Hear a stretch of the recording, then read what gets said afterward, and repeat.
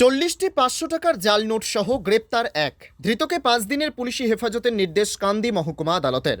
Police সূত্রে জানা গিয়েছে, মঙ্গলবার সকালে মনোহরপুর থেকে 40টি 500 টাকার জাল নোট সহ ওই ব্যক্তিকে গ্রেপ্তার করে কান্দি থানার পুলিশ। মঙ্গলবার দুপুরে ধৃত নারেজ শেখকে 10 দিনের পুলিশ হেফাজতের আবেদন জানিয়ে কান্দি মহকুমা আদালতে তোলা হলে বিচারক সমস্ত কাগজপত্র খতিয়ে দেখে 5 দিনের পুলিশ হেফাজতের নির্দেশ দেন।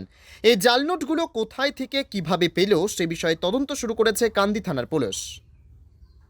পুলিশ একজনকে গ্রেপ্তার করেছে, যার নাম হচ্ছে নারেজ শেখ, যার বাড়ি নোয়াপাড়া। সে 40টা জাল নোট তার কাছ থেকে পুলিশ উদ্ধার করে 500 টাকার।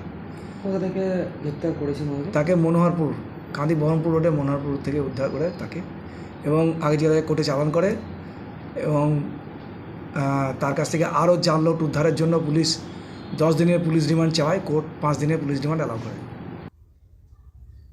ব্যুরো রিপোর্ট, পিবি বার্তা।